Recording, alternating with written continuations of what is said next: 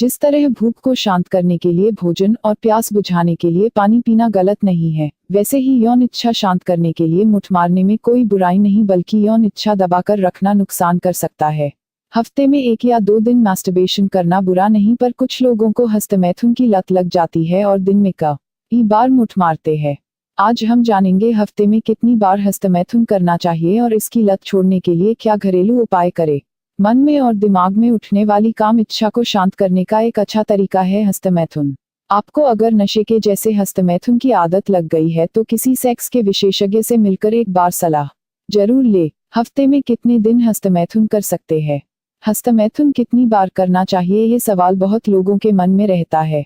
दोस्तों, हफ्ते में 1 या 2 बार हस्तमैथुन करना बुरी बात नहीं है, बल्कि इससे व्यक्ति का दिमाग शांत होता है और उसका मन दूसरे कामों में लगने लगता है।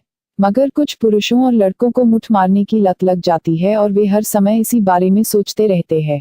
हस्तमैथुन की आदत ज्यादा हो जाए तो एकाग्रता में कमी आने लगती है और किसी भी काम में व्यक्ति का मन नहीं लगता।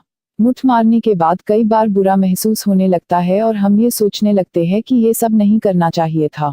आप अगर हफ्ते में 1 या 2 बार से ज्यादा नहीं करते तो आप बुरा महसूस ना करें। हस्तमैथुन के फायदे और नुकसान। मुठ मारने के नुकसान तब होते हैं जब इसकी आदत लग जाए, पर अगर सीमित मात्रा में हस्तमैथुन करे तो इससे शारीरिक और मानसिक तौर पर फायदा मिलता है। आइए पहले हम जानते हैं हस्तमैथुन के फायदे। कुछ लड़कों के पास जब कोई साथी नहीं होता तब उनकी एक समस्या होती है कि वे अपनी काम इच्छा को शांत कैसे करें। हस्तमैथुन का सबसे पहला फायदा यही है कि बिना पार्टनर के भी अपनी काम इच्छा शांत कर सकते हैं। हस्तमैथुन करने के लिए किसी पार्टनर की आवश्यकता नहीं होती। हस्तमैथुन करने की आदत ना हो और कंट्रोल में रहकर करे तो मुठ मारने से पुरुष के वीर्य की गुणवत्ता बढ़ती है और प्रोस्टेट भी हेल्दी रहता है। संभोग का पूरा आनंद तभी मिलता है जब सिर्फ आप ही नहीं बल्कि आपका साथी भी मूड में हो। पर जब किसी एक का भी मूड ना बने तो दूसरे का मूड भी खराब होता है, पर मुठ मारने में ऐसी कोई समस्या नहीं होती। हस्तमैथुन करने से कुछ हद तक सेक्स का अनुभव मिल जाता है, जिससे शादीशुदा व्यक्ति के जीवन में उसे संभोग का पूरा आनंद लेने में मदद मिलती है।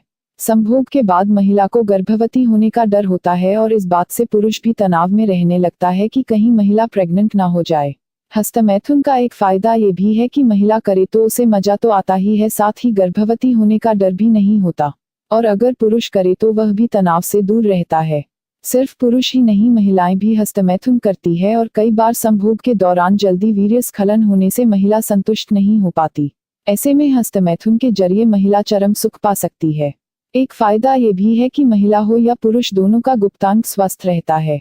पुरुष जब उत्तेजित होकर संभोग करता है तो अक्सर उसका वीर्य जल्दी झड़ जाता है। हस्तमैथुन करने से पुरुष अपने आप पर काबू रख पाता है, जिससे वह संभोग के समय शीघ्र पतन की समस्या से बच जाते हैं।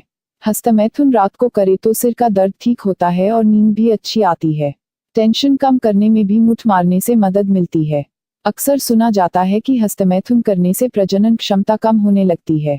यह धारणा बिल्कुल गलत है। इससे ना ही प्रजनन क्षमता में कमी आती है और ना ही काम इच्छा कम होती है, बल्कि खुद का नियंत्रण में करके हस्तमैथुन करना एक तरह से व्यायाम ही है और इससे लिंग की नसों की कमजोरी भी दूर होती है।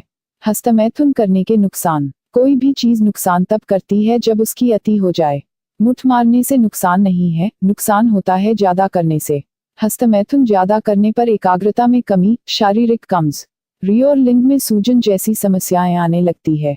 मुठ मारने का नुकसान आपको अपने व्यक्तिगत जीवन में भी दिखाई देता है, जैसे कि साथी के साथ संभोग में अधिक रुचि न होना या फिर सेक्स में आनंद न आना। अगर हस्तमैथुन रोजाना करे तो इससे गुप्तांग को आराम नहीं मिलता। ज्यादा हस्तमैथुन से लिंग की नसों में कमजोरी आने लगती है, जिससे लिंग की उत्तेजना में कमी आने लगती है।